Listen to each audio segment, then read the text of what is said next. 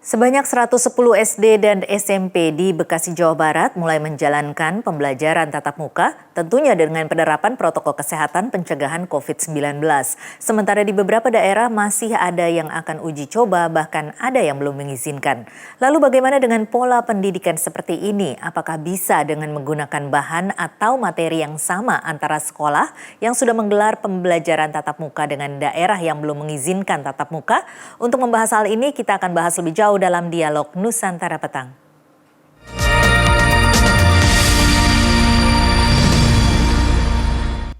Dan sudah bersama saya ada Pak Suparno Sastro, SPD MM. Beliau adalah Dewan Pakar Perhimpunan Pendidikan dan Guru. Selamat sore Pak Suparno. Selamat sore Mbak Tasya. Iya, ini beberapa sekolah di Bekasi, Jawa Barat sudah mengizinkan pembelajaran dengan tatap muka. Padahal Jawa Barat dan DKI kan masih termasuk daerah yang cukup tinggi angka COVID-19-nya ya Mas? Iya, saya pikir ini uji coba ya yang dilakukan di Kota Bekasi. Ini ada 22 SMP dan 88 SD ini sudah 2 hari ini diuji cobakan. Ya, ini selama ini dalam 2 hari ini bagaimana evaluasinya? Saya belum tahu, rasanya Dinas Pendidikan yang harus melakukan evaluasi, tetapi tentu semuanya berkaca pada hal-hal yang kemudian harus diperhatikan, misalnya aspek kesehatan ya, karena lokasi ini kan sebenarnya masih zona merah gitu ya, yang sebenarnya masih cukup mengkhawatirkan untuk digelar pembelajaran tatap muka gitu. Iya, memang ini dengan sekolah online memang tidak mudah begitu ya bagi orang tua maupun juga bagi gurunya. Ini bukan tidak banyak juga, bahkan yang mengerjakan tugas-tugas muridnya malah orang tuanya. Ini menurut Anda bagaimana? Iya, pembelajaran jarak jauh atau daring ini memang butuh kerjasama yang baik antara sekolah dan orang tua, karena ini semacam memindahkan sekolah ke rumah siswa masing-masing gitu ya, sehingga pola kerjasama ini yang penting dan sekolah harus lakukan bersama orang tua. Kemudian umpan balik yang baik antara guru, kemudian siswa, kemudian kesepakatan-kesepakatan pembelajaran itu penting untuk disampaikan supaya seakan-akan tidak hanya memberikan tugas saja, tetapi memang ada pola pemberian ilmu yang baik yang bisa disampaikan di dalam fasilitas yang sangat terbatas ini. Karena semua tidak bisa melaksanakan juga secara online penuh. Ada juga mungkin yang mengalami gangguan teknologi misalnya, sehingga penyampaian bahan atau materi pembelajarannya itu sangat terbatas. Iya, kalau ini kita melihat bahwa selama kita mengalami pandemi, sekitar 1 tahun ini memang sudah banyak sekali adaptasi ataupun penyesuaian yang dilakukan baik oleh guru maupun baik oleh orang tua dan siswanya begitu ya untuk menjalani pembelajaran jarak jauh. Bahkan tidak banyak juga, tidak sedikit juga yang berpendapat bahwa memang sebaiknya dilanjutkan saja pembelajaran jarak jauh. Nah, ini kenapa? Apa yang membuat pembelajaran tatap muka ini perlu untuk dilaksanakan? Pembelajaran tatap muka itu memang sebenarnya harusnya segera bisa dilaksanakan, karena tidak efektif sebenarnya proses pembelajaran jarak jauh ini. Pada daerah-daerah yang memiliki kemampuan mengakses teknologi dengan baik, kemudian siswa-siswanya juga bisa menyiapkan peralatan yang baik untuk bisa mengakses pembelajaran daring, itu pun masih punya banyak catatan. Misalnya kurikulumnya pun juga harus disesuaikan, atau misalnya dalam bahasa disederhanakan. Artinya banyak sekali kekurangan-kekurangannya. Pada konsep pendidikan kan memang harus bertemu langsung antara siswa dengan guru. Nah, ini kan tidak terjadi pada proses pembelajaran online atau daring. Yang kedua, pembelajaran daring ini instruksinya terlalu banyak gitu, karena lingkungan pembelajaran yang tidak sama. Kalau di sekolah kan barangkali lingkungan pembelajarannya sama. Kemudian mereka juga berinteraksi antara satu siswa dengan yang lainnya dengan guru. Nah, kalau di rumah kan lingkungan pembelajarannya berbeda-beda gitu ya, sehingga barangkali proses pendampingan oleh orang tua juga berbeda-beda. Yang sudah pasti ini akan berpengaruh pada hasil atau yang dicapai oleh siswa dalam proses pembelajaran itu. Ini mungkin tidak ada sebagian juga yang tidak setuju dengan pandangan Mas Suparno karena sejumlah pengamat pendidikan juga menilai bahwa mungkin bagi kalangan di daerah-daerah yang sudah memadai infrastrukturnya ini sudah cukup juga untuk mengadaptasi teknologi terbaru dan seharusnya mungkin juga dilakukan pembelajaran atau penyesuaian terhadap metode pembelajaran jarak jauh yang dilanjutkan saja begitu. Nah ini menurut Anda seperti apa pelaksanaannya? Apakah seharusnya memang dipisah-pisahkan ataupun mungkin dilaksanakan secara terpadu begitu atau mengkombinasikan metode-metode keduanya atau seperti apa? Ya, yang bisa diteruskan adalah penggunaan teknologinya ya. Artinya konsep-konsep hybrid itu sudah bisa diteruskan. Proses-proses penggunaan layanan-layanan pendidikan online itu bisa diteruskan. Tetapi bertemunya guru dengan siswa langsung ini menjadi penting gitu ya untuk mengkonfirmasi beberapa hal yang kemudian memang harus dilakukan bersama gitu, nggak bisa terus-terusan online gitu.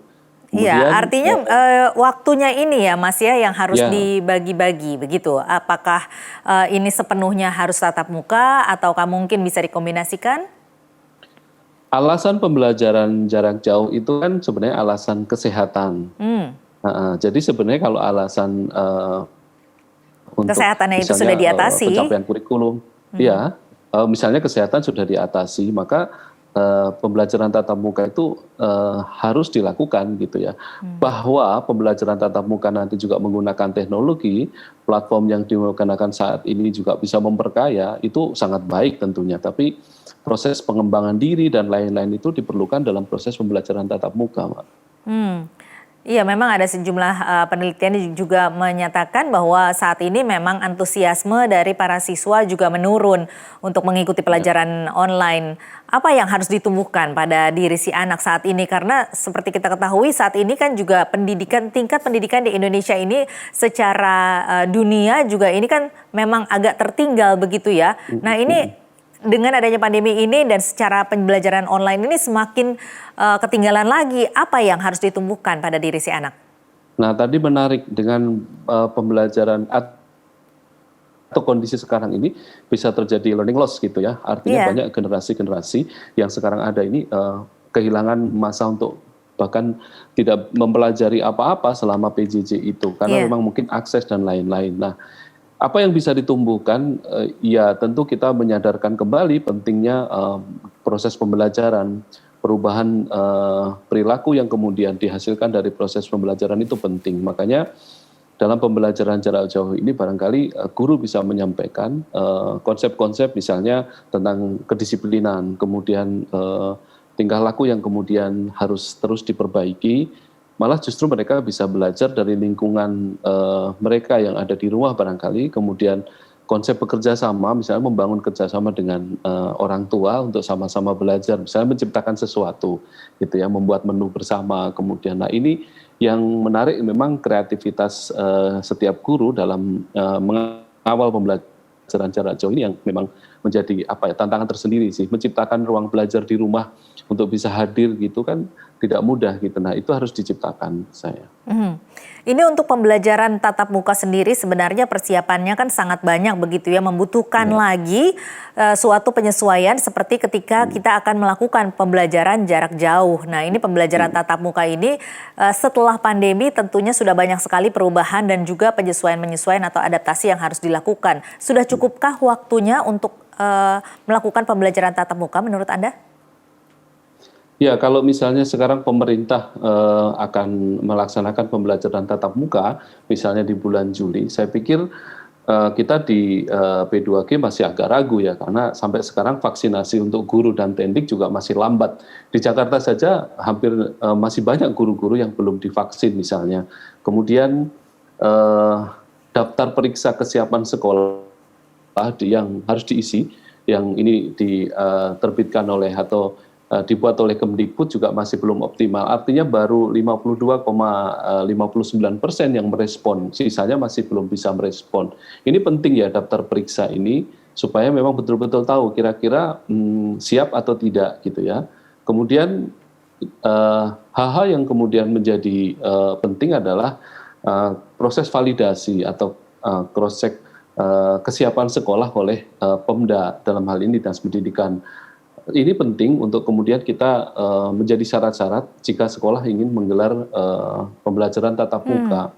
Dan harus diingat kalau misalnya di SKB 3 Menteri juga misalnya orang tua ada yang kemudian masih belum mengizinkan anaknya, misalnya khawatir, itu masih diperbolehkan. Karena memang aspek yang kemudian harus dipertahankan adalah bagaimana kesehatan anak-anak itu bisa terjaga gitu.